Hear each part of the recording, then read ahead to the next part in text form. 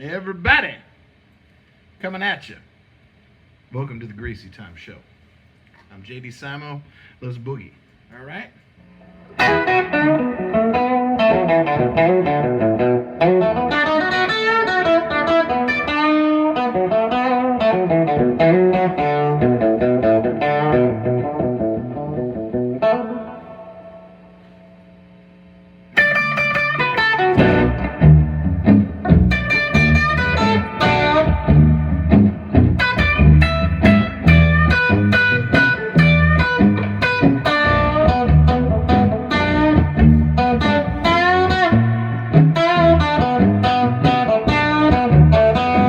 You ain't nothing but fine, fine, fine. Nothing but fine, fine, fine. Nothing but fine, fine, fine. Nothing but fine, fine, fine. Nothing but fine, fine, fine. I wish you were mine, mine, mine. Girl, let me walk you home.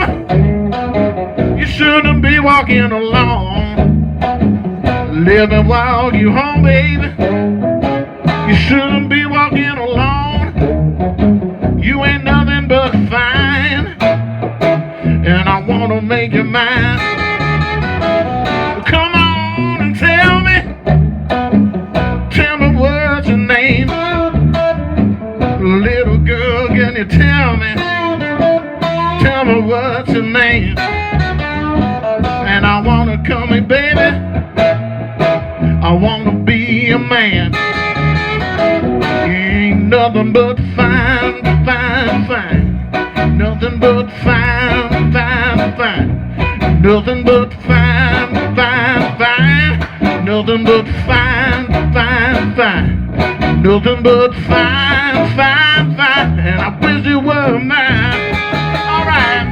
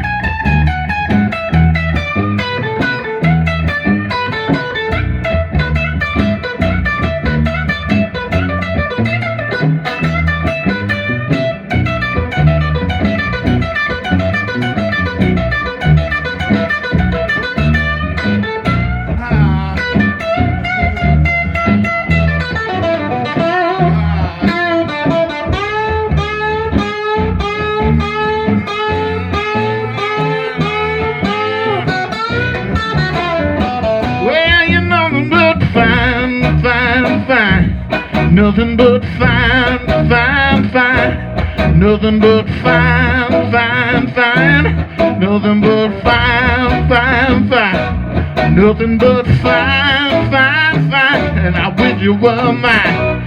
Yeah. You ain't nothing but fine, fine, fine. But fine, fine, fine. But fine, fine, fine. Nothing but fine, fine, fine. Nothing but fine, fine, fine, babe. I wish you were mine. All right. Hey, everybody. How's everybody doing? JDSimo here. The Greasy Time Show. The ever-evolving musings of me coming at you from the funky basement in the house of grease. We're going to throw up Sister Rosetta Thorpe, get us into the show proper. How's everybody doing? I hope everybody's doing good. Man, that was fun. That was fun. That was a certified good time right there, if you ask me. So, come back to my home screen here. So happy Friday. And that's an old tune that, I think that's a Guitar Gable tune. I mean, the Fabulous Thunderbirds did it. I mean, I did it nothing like they do it. Or no, that's a Rockin' Sydney tune, sorry. All you Louisiana fans. Joe McMahon, if you're watching, got you, bro. So, anyway, get us in. You know, I'm kind of having some fun, trying to up the audio quality of things a little bit. Got some loop stuff going on. Got a really good show coming at you. Got 3 different videos to debut on the show tonight. 3, count them 3, not just 1. We got the new video for One of These Days that the great Anne Walker Farrell animated. Very grateful. It actually debuted on Wednesday, but I'm going to play it on my show because this is my show. So if you've seen it already, I apologize, but I'm just so damn proud of it. So we're going to do that.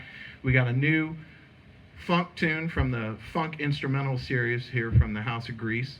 We got a new tune called No More Beaming that got a video ready to go. And also did a little tribute to Kenny Burrell. I don't really do much musings in the jazz vein because I'm not qualified. But I actually wrote this little thing. I've been listening to a lot of Kenny Burrell in particular. He's probably my favorite. I mean, I love Wes Montgomery. Who doesn't? And Joe Pass and Howard Roberts and all that. But I really, really love Kenny Burrell. So I've got a little thing that we'll end the show with tonight. A thing called Smokey Eyes. But in the meantime, we're going to talk about Slide. I'm going to play some other songs for you. Got some Rig of the Week stuff to talk about this week. And a whole bunch of other stuff. So let's go ahead and launch into our Records of the Week. And then we'll debut a video. How's that sound? Okay? So this week, my Records of the Week, again, all of my Records of the Week are available on Spotify and Apple Music, unless I say this is something that's only on vinyl or something like that. Okay, so this first is Ikabe Shakedown. I don't know what is in the water in Brooklyn, New York, but that is some of the funkiest shit on the planet. And whether it's the guys, you know, from Daptone or whether it's these guys, I mean, there's just a whole scene there that's just incredible to me that, you know, I just invariably I end up getting into somebody and then I end up seeing where they're from and it's like, oh, yet another awesome funk or Afrobeat or amazing band from Brooklyn. This is their debut record that came out in 2011. They have a new record out that is, I mean, I love all their records. This one I just ended up playing a lot this week, and if you're not familiar, please listen to it. It's incredible. It's all, you know, big horn band, really funky, amazing sonics, and just a really great record. And check them out. They're just an awesome band. There's some wonderful video footage of them, and it's pretty groovy. The next is a Medeski, Martin and Wood record with Nels Cline. This also is from like 2011, 2012. This is called the Woodstock Sessions, and this is just insanely great. I started listening to this record probably about 6 months ago. I've been fortunate enough to work with John Medeski with Phil Lesh, and I mean, I'm a big MMW fan, but this is just a great pairing, them with Nels Cline. Nels is a improviser in the world today that I highly respect, and this is just a monumentally creative record, just an awesome pairing. I know they've done many things together since this, but this in particular is just absolutely phenomenal. So check that out for some awesome freakiness. And the next record should be no surprise as to what I was just talking about. This is Kenny Burrell's iconic Midnight Blue. I've got a really good second pressing of this Blue Note, iconic Blue Note record. Kenny's always been my favorite because he's the bluesiest of the jazzers. I just love his tone. I love his phrasing. Really big hero. I was fortunate enough, the very first NAMM show, a lot of musicians talk about, if you're not familiar, people talk about the NAMM show. It's a big trade convention that happens every January in California, and there's a summer one here in Nashville that happens usually every June or July, and it's where all the companies that make musical products or instruments or whatever showcase their stuff to dealers and distributors and stuff, and invariably there's a bunch of musicians hanging around and showcasing products and stuff. And so anyway, when I was a little kid, the very first NAMM show I ever went to in LA, I actually got to see Jimmy Bruno, the great jazz guitar player Jimmy Bruno, and Kenny Burrell do a Benedetto guitars evening concert, and it was just such an incredible thing to get to see both those guys, but to get to see Kenny was a huge thrill for me, because a lot of my heroes I haven't had the chance to see play. So anyway, this got a lot of plays this week in my house, and I've been on a bit of a Kenny Burrell kick. The next record, I did a post the other day on Instagram and got a lot of comments. The iconic Two Steps from the Blues Bobby Bland record. I've also been on a Bobby Bland kick the last week or so. This is my favorite record by far of his entire catalog. This has the great Jabo Starks on drums, who would later come into heavy prominence playing with James Brown. And also the guitar player, Wayne Bennett, is a big hero of mine who played guitar for many, many years with Bobby Bland. The performances on this record are just incredible. The songs are really good. The arrangements are great. He was unlike anyone in the blues idiom back in these days. He's kind of like the Frank Sinatra of the blues. Like, he was real classy. I mean, he was equally emotive and low down, but he had a lot of class. So anyway, this next record, you guys got to check these guys out. This is a record called Lonely Soul, GA20 from Boston. These guys are just fantastic. I love, in a landscape where I wish there was more real blues and real R&B, these guys are the real thing, man. We've got a lot of mutual friends, but I just love this record. I love their playing. I love their writing. Trust me, check these guys out. These guys are absolutely fantastic, if you haven't already. This is definitely one of my favorite bands right now. And we have a lot in common, me and these guys. We have a lot of similar interests. We like a lot of the same things. So it won't be a stretch. So there's your records of the week. So right now, I'd like to actually play you the first video for this week. As I mentioned, this week we had me and my management team and the record label and everybody had a, oh, you know what? I forgot to put my fancy graphics up. So here you go. And there's, obviously, if you care to contribute to my house of grease here, I humbly thank you. It's an incredibly tough time, and people are,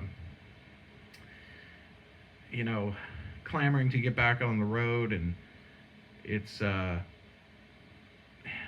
not out of the woods yet, and so who knows when we're going to be able to get back to work. That's all I can say on that. So if you care to contribute and like what I'm doing here, I humbly thank you, and I really appreciate it. So thank you. And that's the end of my little PSA. So moving on to the first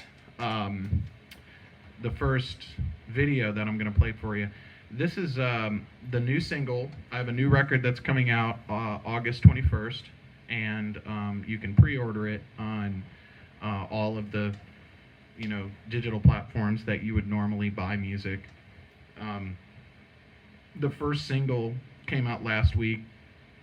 It's a song called One of Those Days, which is probably my favorite on the record, and was lucky enough to have Anne Walker Farrell do this incredible animated video for it. She's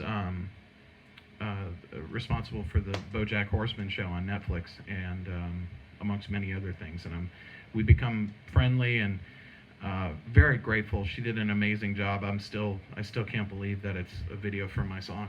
So anyway, so I'm gonna play that for you, and then we'll come back and get into some other stuff. Okay? So here's the new video for my single, One of Those Days. Dig it.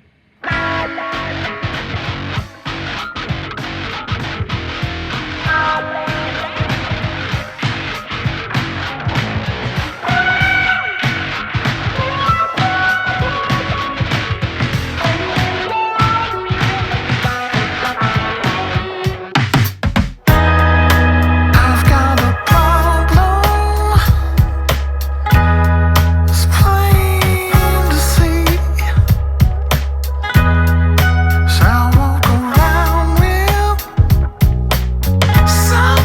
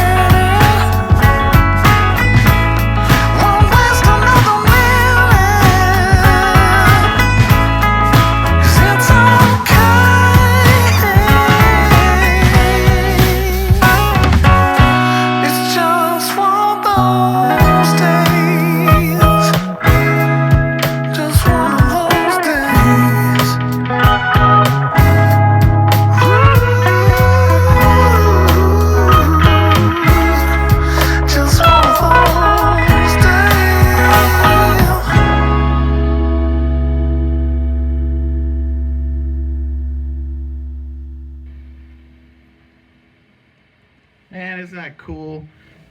I'm so grateful. I just still can't believe that's attached to my name. So proud of it. So anyway, thank you to the people on my team, my manager, Michael Kaplan, and a bunch of other people that helped put that together. And thank you sincerely if you're watching.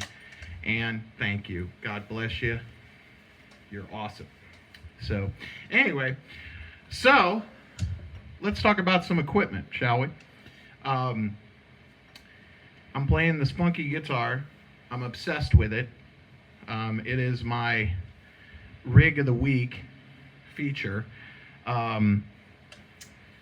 This is a 60 or 61 Custom Kraft.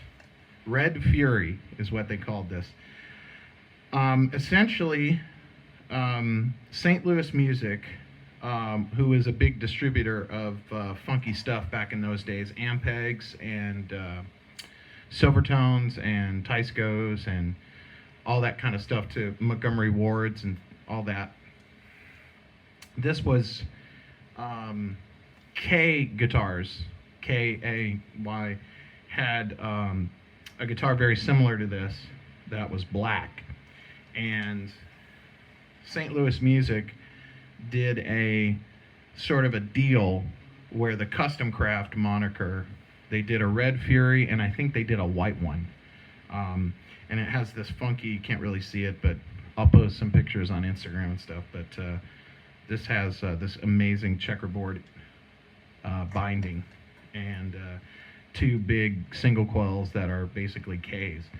And it's out of phase in the middle. This thing weighs nothing. This thing weighs like 4 pounds. It's got a big old neck on it. The frets are in great shape. The neck is really straight. All I did was have it grounded so that it wouldn't buzz. This thing's fantastic and hugely influential to me. And I actually got turned on to this by a dear friend. And this was actually a gift. And just amazing. I love this thing. And it's been very inspiring. Obviously, you know, you're seeing me play it here on the show. But the next track that I'm going to play for you, the next video that I'm going to debut in a little bit, is actually me using this guitar too. So, you know, the thing that I was talking to my dear friend Nick Savigny, love you, Mr. Gasson. You know, I just love getting into these funky, cheap instruments. Because much like anything, if you find a good one's a good one. And I think it's really important to be open to try anything and everything, because you never know what's going to inspire you, okay? And I can't tell you how much inspiration I'm getting from, you know, the Silvertone that I've been using the last, you know, couple of months, and now this, and it's just, and not to mention the Ampegs back there, the old Ampeg Geminis, you know, very inexpensive, attainable vintage equipment. You know, not all vintage equipment is hugely expensive, and there's a lot of it that's really great. So I've gotten a lot of messages lately from people wanting advice on that, and I think, you know, the best advice I can give with that is just to be, like I'm saying, just be open. You know, just because something's cheap, or because you haven't, I'm actually kind of naturally drawn to stuff that I haven't seen a bunch of. I'm drawn to things that I don't have a mental reference of, oh, that's what so-and-so used. At least that's where I'm at the moment. I never knew these existed. I've never seen one before. And I think it's great. So anyway, that's my rig of the week, the Red Fury. The Red Fury Custom Kraft. It's a funky thing.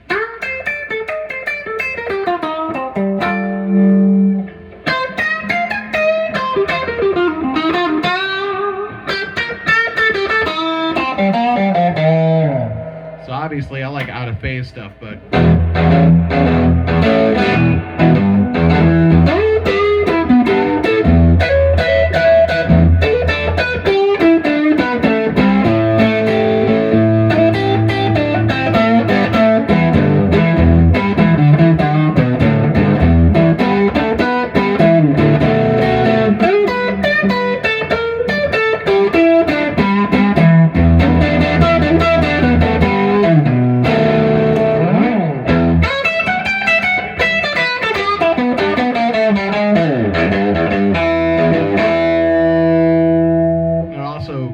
is really great with the fuzz.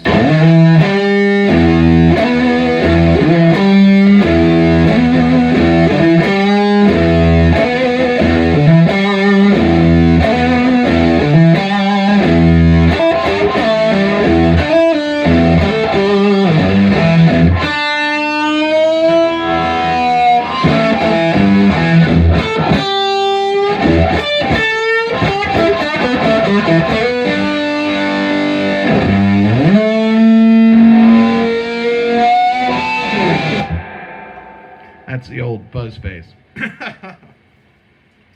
There's nothing this thing can't do, man. It's really easy to play, you know.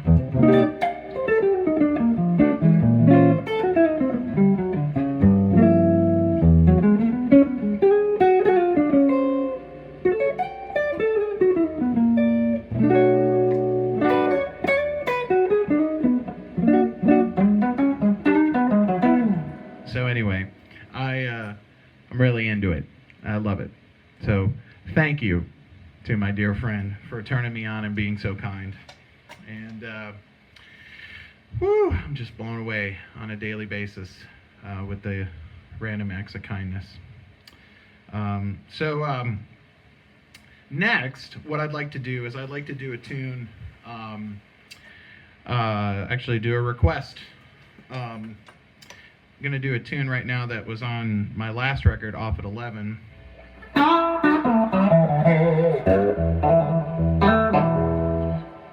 And this is an old Slam Harpo song, okay? And this is a tune called Got Love If You Want It, okay? So cut a rug. It's Friday night. I hope you're feeling good. I'm having a good time. I hope you are.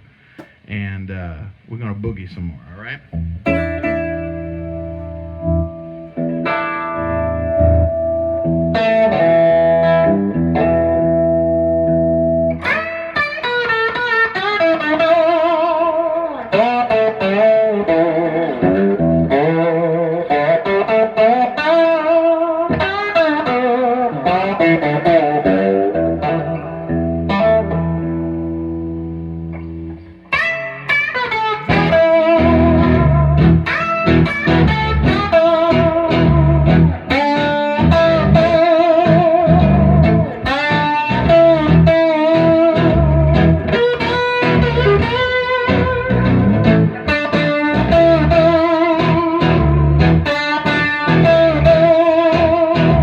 Got love if you wanna be. Got love if you wanna be. Got love if you want it. Got love if you want it.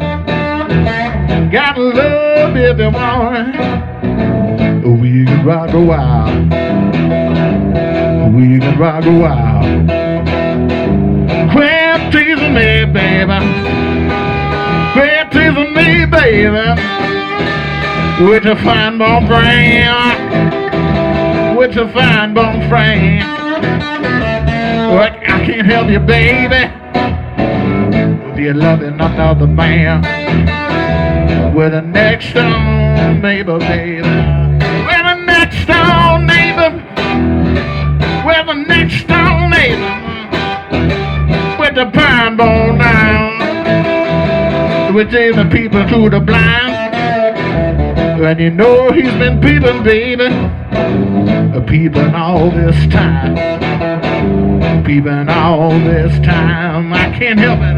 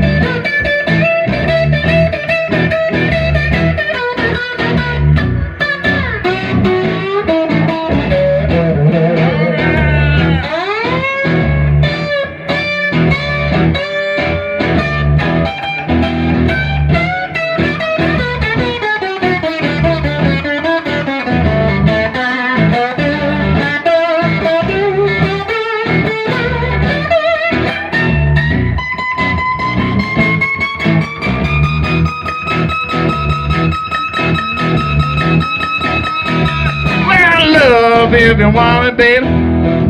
Gotta love if you want it. Gotta love if you want it. Gotta love if you want it. Gotta love if you want it. We can rock a while. We can rock a while. Gotta love if you want it. Gotta love if you want it. Gotta love if you want it. Woo. Gotta love if you want it. We can rock a while. We can rock a while. We can rock a while. We can rock a while. We can rock a while.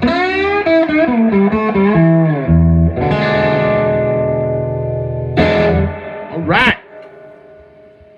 Got love, baby. Slim Harpo. On a Friday night, coming to you from the funky basement, baby. Woo-wee. So,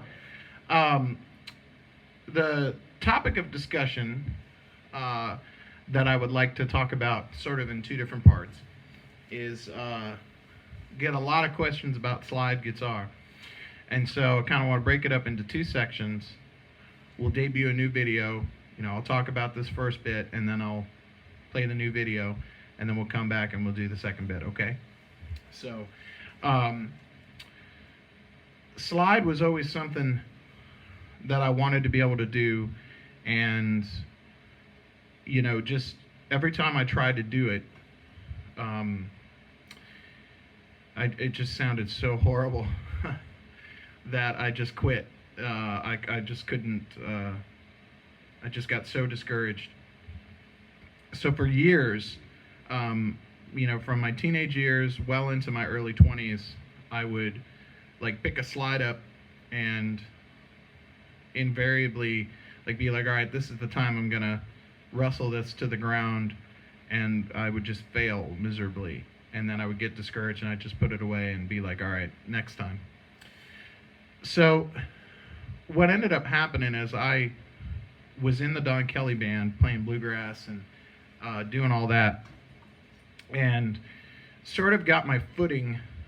I'd been in the band about a year and a half, and I sort of had my footing in the band, and my confidence was high because I'd worked so hard to get good at playing bluegrass and country music and stuff that I didn't know how to do when I came in the band. So I was like, all right, I'm going to do this.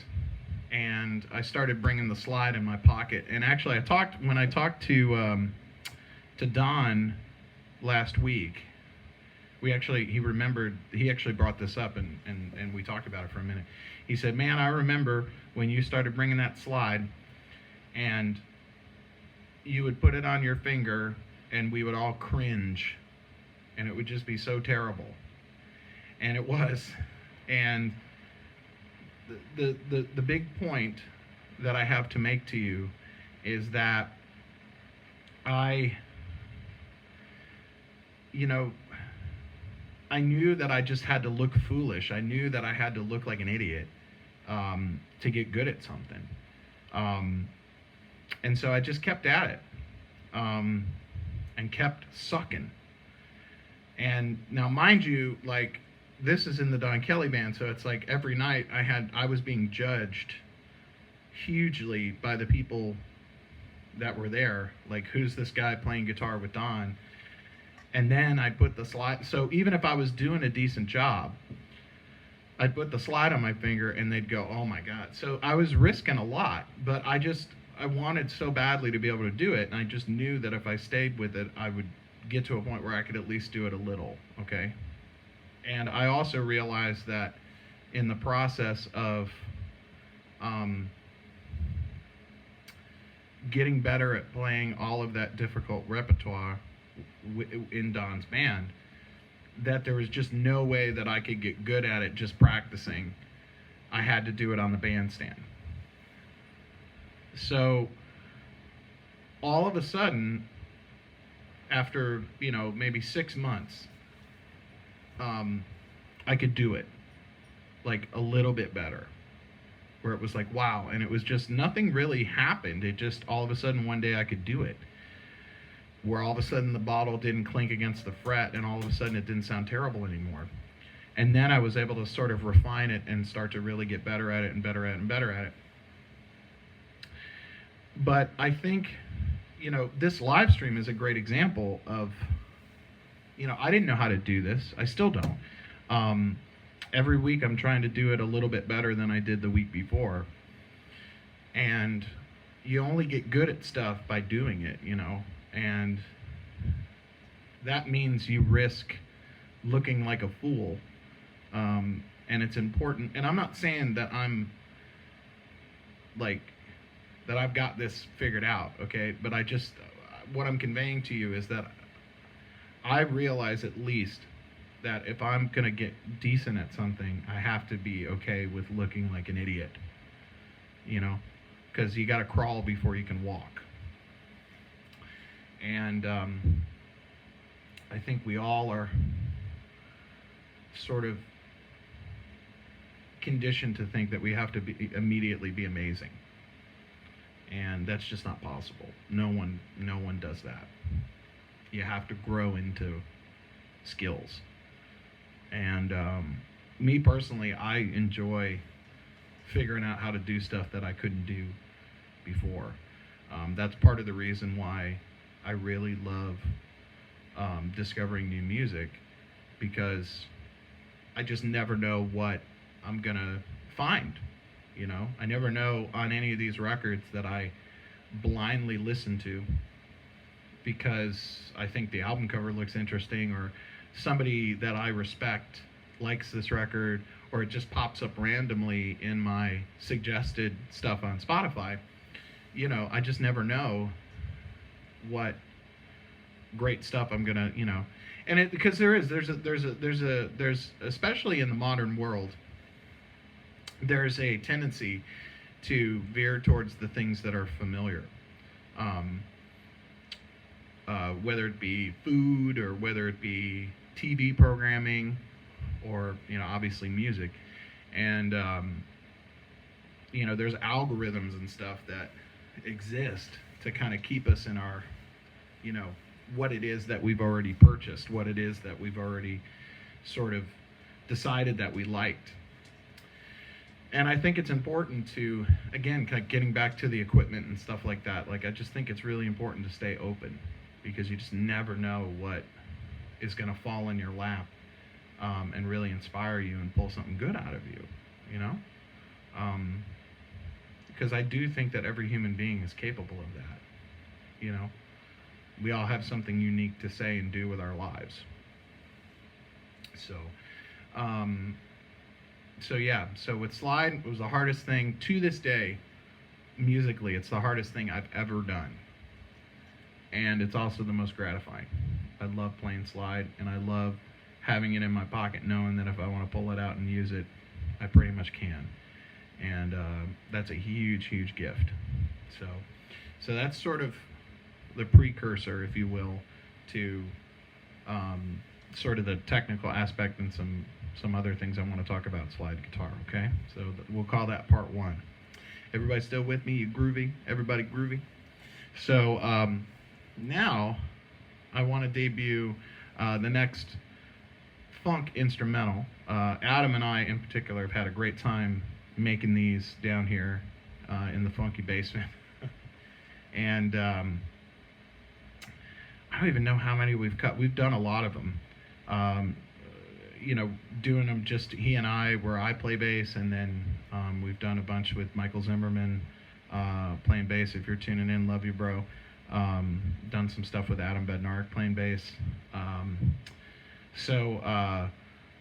This is one that we actually did yesterday. We cut this yesterday and threw together a little funny video.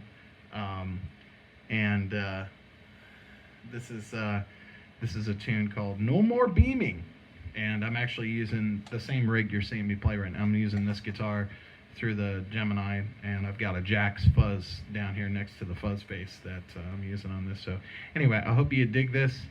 Get down, get funky. I'll see you in a minute, all right? Here is No More Beaming.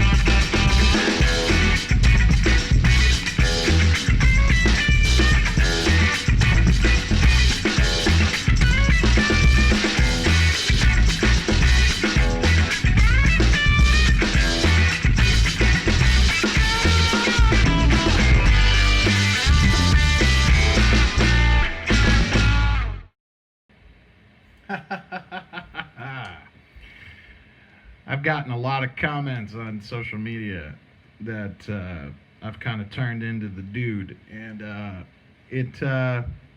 I'll take it. I'll take it. It wasn't on purpose. It just sort of happened. I think I just sort of turned into the dude. So hopefully there's some Lebowski fans out there. Me and Adam definitely are. So anyway, so yeah, there's the new funk instrumental coming at you.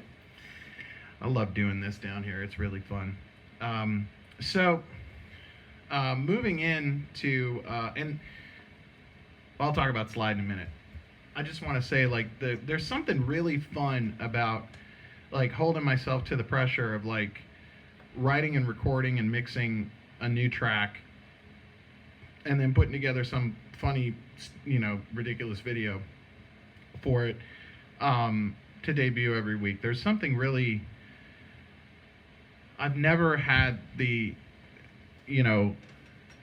instant of okay, I did this and then here I'm putting it out for people to check out. There's something really, really fun and gratifying about that. And sort of a side thing to do in the Greasy Time show here for you all, and it's definitely something that I really look forward to every week, like, because I don't know what I'm gonna do. I don't know what I'm gonna write or what we're gonna come up with, or just whatever. It's really fun. So anyway, getting back into the slide thing, one thing that I want to talk about as far as some mechanics are concerned is the thing that was the hardest in the beginning was just getting a note to sound cleanly,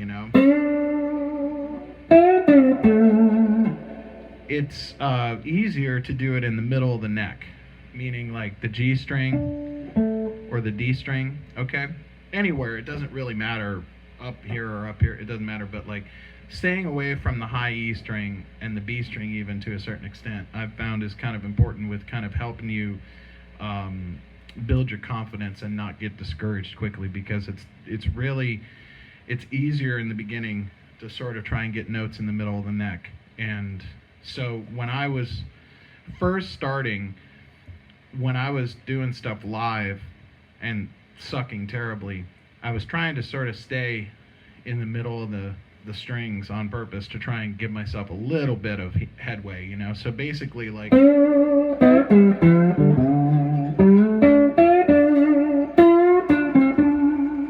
it's just easier in the very beginning to be able to do that, to just get a note to ring cleanly like that.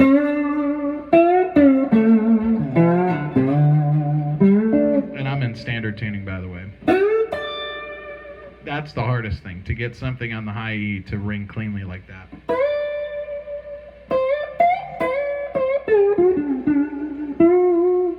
That's the hardest thing, and that's the thing that all of a sudden one day I could do, because I would sit and I would be like, and I couldn't do it, and then all of a sudden one day I could get that to ring cleanly.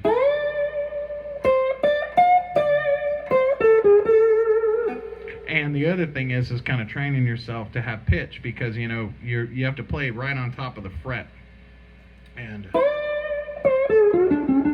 And people ask me all the time too about like how I set my guitars up. This guitar is set up low so I can play it comfortably, just like any of my other guitars. I don't have none of my guitars are set up for slide. You can when you're first starting. I just never wanted to, I just was really hard on myself and tried to get myself to a point where I could just do it on anything.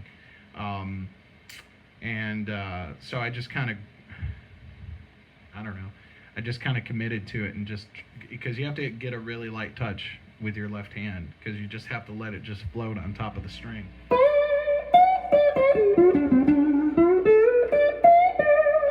And getting your pitch, like you pick a note, and you want to, you don't want to, like that's not right. You got to train yourself to sort of like get it consistent,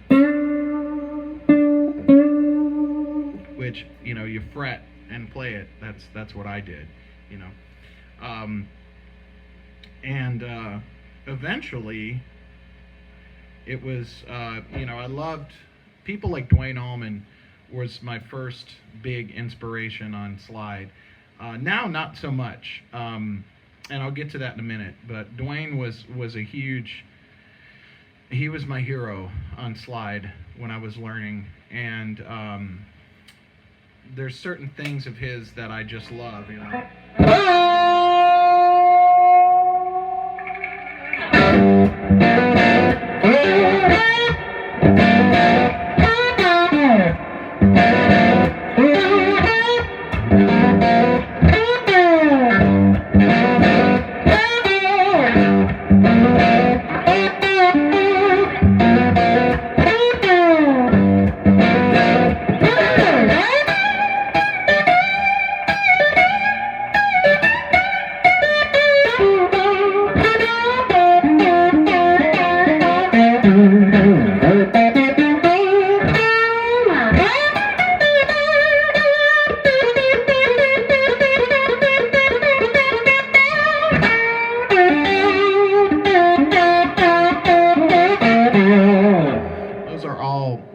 all kind of like Dwayne Allman moves, and he played like a harmonica player. So all those like slurs are they're like a harmonica, you know.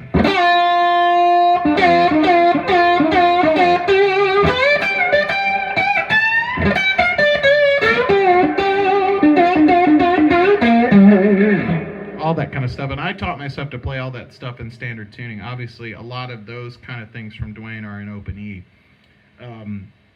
You know, like his version of Aretha Franklin's "The Weight," you know.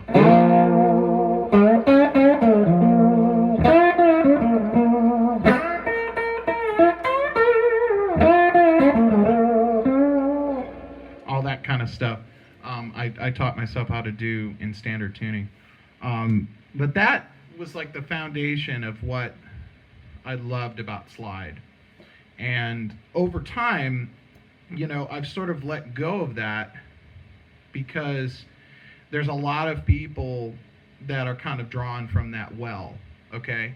Some successful and some not successful, but the point being is, you know, there's a lot of people kind of doing that, and there's a lot of them that are doing it really well.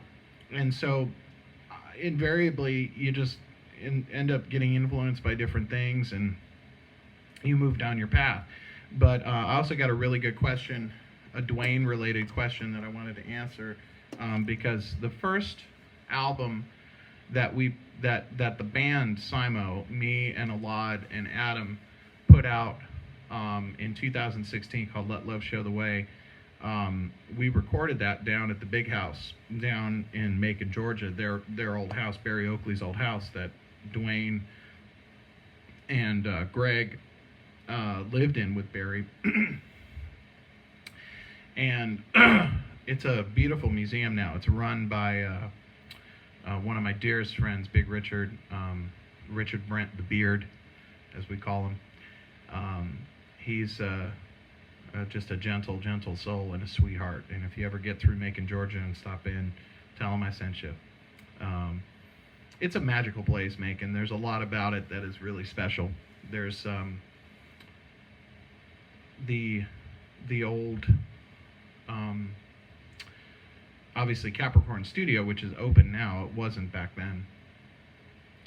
And Mama Louise's H&H Soul Food Restaurant that they used to hang out and eat in.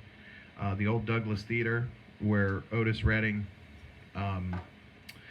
won all the talent competitions when he was a teenager, because Otis Redding's also from Macon, Georgia, as is Little Richard, by the way. And there's a lot of little things that me being a uber geek know about, like where all the band members used to live, and obviously the original house that they all lived in before the Big House, which has actually since been torn down, which was on College Street. And right next door to that is the Bell Mansion, which is where all those iconic photos for the first album were taken. And then obviously Rose Hill Cemetery, which is where, you know, they're all laid to rest for the most part. But Rose Hill is this beautiful old Civil War cemetery, and it's more like a park. There's little streams and gullies, and it hugs right up to the Ocmulgee River, and it butts up to the railroad tracks that run right through Macon, Georgia. And there's a million other iconic photos that you've seen of the Allman Brothers that were taken either in the cemetery or on those train tracks or whatever. And it's really easy to kind of cop the vibe.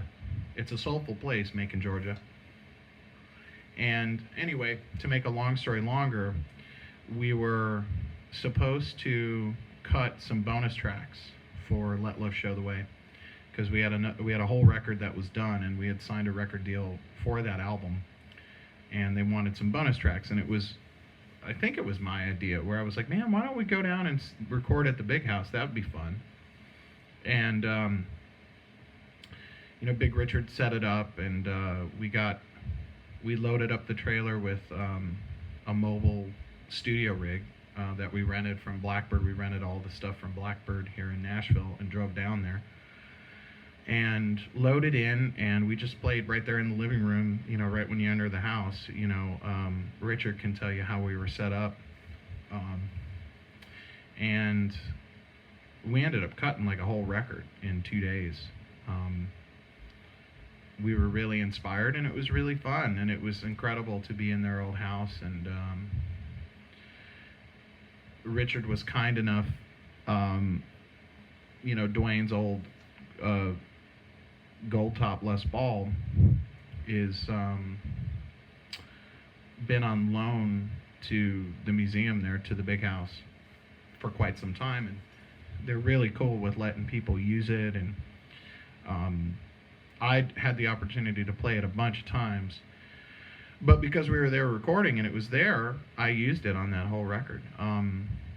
It was something else, you know. It was really, you know, an incredible experience to get to make a record in their old house like that, hanging out after hours late at night, you know, like going up and hanging in Dwayne's bedroom. And it was really something else. Obviously something that is incredible and that I'll never forget. And, you know, the Allman Brothers Band and Dwayne in particular was a huge influence to me and will always be, you know.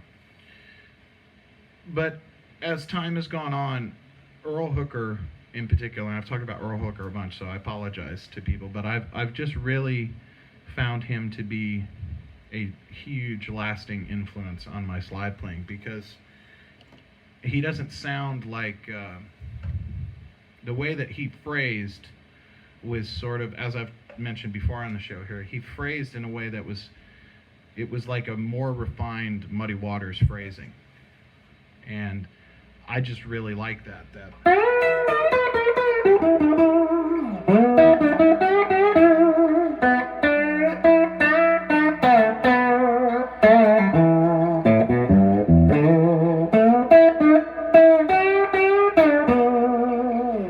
And also Earl Hooker's use of effects, like using the wah-wah pedal and fuzz and all that kind of stuff, is really hip, and I like that too.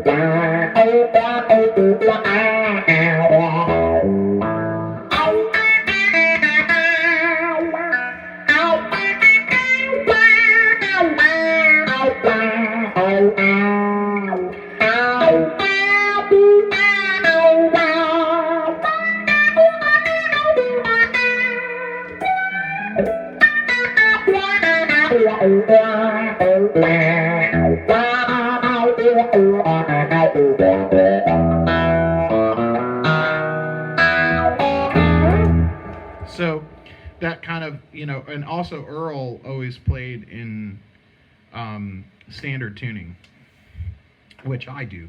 So all those things kind of factor in, you know, but it definitely started with Dwayne, and there's a lot of that still in me.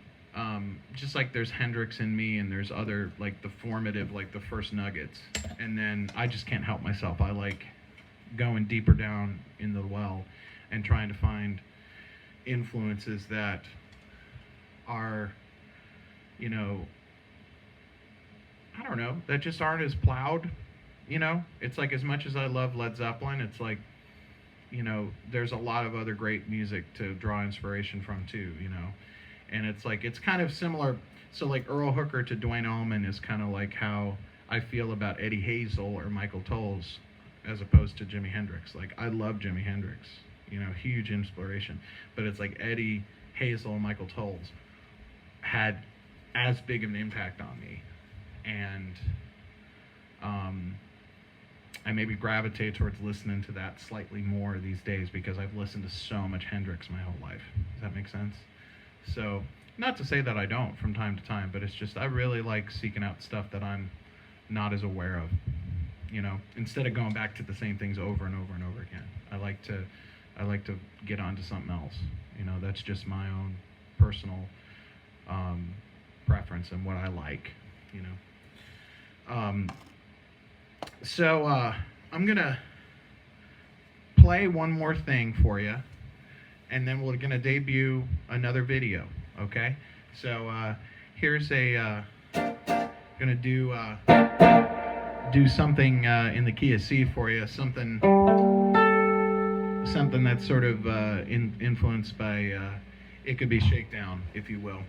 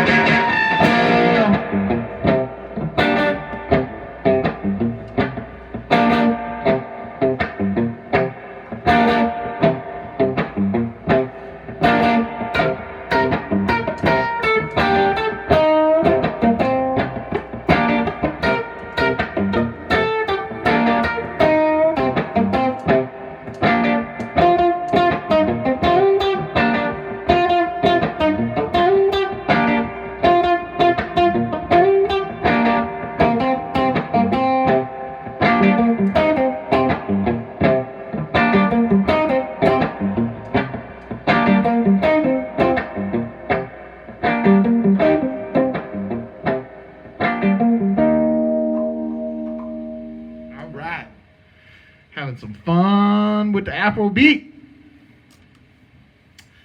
Oh, I love doing this. I hope you guys are having a good time out there. I sure am. Oh, feels good to play music. It's my favorite thing in the world. So,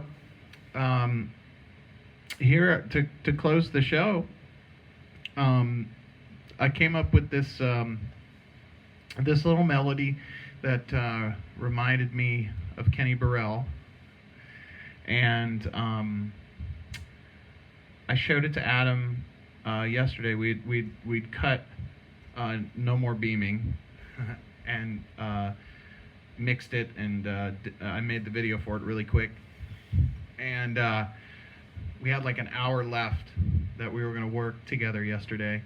And by the way, I'm going to have Adam come back on the show. A lot of people have asked about that, and we're going to make that happen. It was just too much fun. And if you haven't checked it out, he's got an awesome Sunday night live stream himself that he does on his Instagram page, at Adam Abershoff is what his name is. And at 7 o'clock Central on Sundays, he does a dual drum jam with his dear friend Dale Harper, who's a magnificent drummer as well. And it's a fantastic. If you love drums and you love world music and all that, it's really great. I watch it all the time. So make sure to tune in and give him some love. But I'll have him back on the show, and we'll talk about his live stream and do all that kind of stuff. Maybe even next week. We'll see what happens. But nonetheless, I showed Adam this thing, and we just cut it really quick. And then I found some footage of Los Angeles at night in the 40s that I thought fit the music. And so I've never really done anything musically that I've like shared with the world in this vein.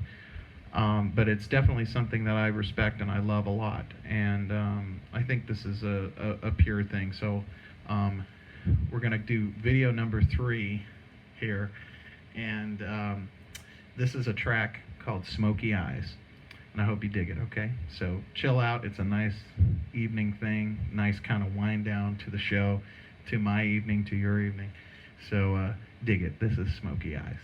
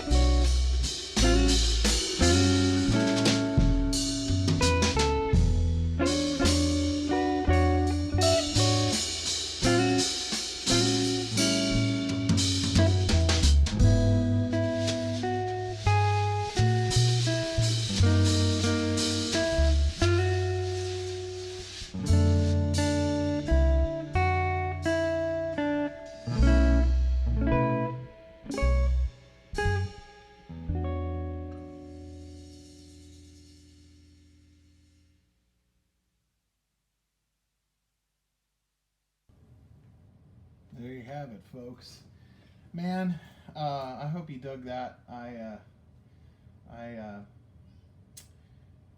Like I said, it's a style of music that I don't normally air in public, but it's a style that I love and am greatly influenced by, and just figured why not, we'll do 3 videos tonight, 3 new pieces of music, as well as, several live performances here as well.